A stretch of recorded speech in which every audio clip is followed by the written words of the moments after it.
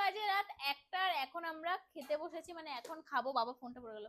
খাবো। আমার মা তো প্রিয়াঙ্কার জন্য রান্না করেছে ফ্রাইড রাইস আর একদম ঝাল ঝাল করে চিকেন কষা। তো এত রাতে খাবো, আমার চোখ দেখে হয়তো বোঝা যাচ্ছে যে মানে বিশাল ক্লান্ত লাগছে শরীরটা। আমি ড্রেসও আমি চেঞ্জ করি। কি হাতে তুলবো?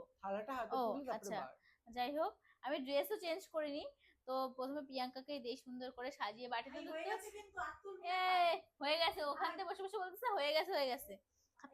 সন্ধ্যাবেলা কিচ্ছু খাইনি। সন্ধ্যাবেলা এত কিছু আনছিলাম, অনেক ইন্টারেস্টিং খাবার খেয়েছি আমরা সবকিছু, আমি আর মিঠু সবকিছু খেয়েছি, ও কিচ্ছু খায়নি। যাই হোক, হ্যাঁ মিথ্যা হয়ে গেল। তো এখন হচ্ছে কি দেবো প্রিয়াঙ্কাকে স্পেশালি লাল লাল চিকেন কষা। তো চলো দেই। আমি জানি না আমার মা আসলে কেমন। হ্যাঁ না না, হার দিচ্ছি। সলিড সলিড আমি ভাগ, কিন্তু তুই ভালো খাস, তুই আজকে অনেকগুলো খাবি।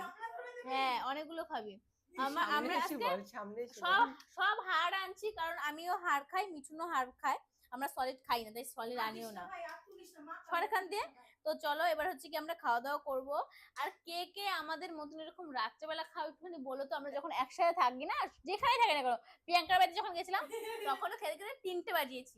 আমার বাড়িতে একটা, অঙ্কিতার বাড়িতে থাকলেও অনেক রাত হয়ে যায়, সুমির বাড়িতে থাকলেও সেম অনেক রাত হয়ে যায়। মানে 1টা 2টোর আগে আমরা খেতেই পারি না যখন সবাই একসাথে থাকি।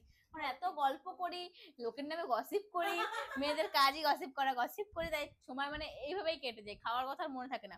আর হ্যাঁ, কোল্ড ড্রিঙ্কস এনেছিলাম, তো সেটা এখন ঢালবো। বাবা কোল্ড ড্রিঙ্কস ঠিক কখন নিয়ে এসেছি। আমার বাড়িতে একটা ফ্রিজ নেই গাইস, আমি এতটাই গরিব, কি বলবো। যাই হোক, আমাকে এইভাবেই রাখতে হয়, কোল্ড ড্রিঙ্কসটা গরম হয়ে যায়, তাও সেভাবেই খাওয়াতে হবে বান্ধবীদের। ওদের এখন মনে হচ্ছে কি যে ওদেরকে এখানে নিয়ে এসে একটু কষ্ট দিচ্ছি আমি গরমের মধ্যে। বাড়িতে এসিও নেই গাইস, আমরা এতটা গরিব, সত্যি কথা। মিঠুন অনেক বড় লোক, তাই ওর বাড়িতে এসি আছে, আমার বাড়িতে নেই।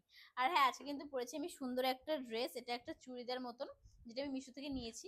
লিঙ্ক কমেন্টে দেওয়া থাকবে, অবশ্যই চেক করে নিও, কারণ এটা বিশাল ভালো এসছে, কাপড় কোয়ালিটিটাও খুব সুন্দর আর দেখতেও খুব সুন্দর। তো প্রিয়াঙ্কা চলে আয়, এবার খাবি, খেতে বসবি।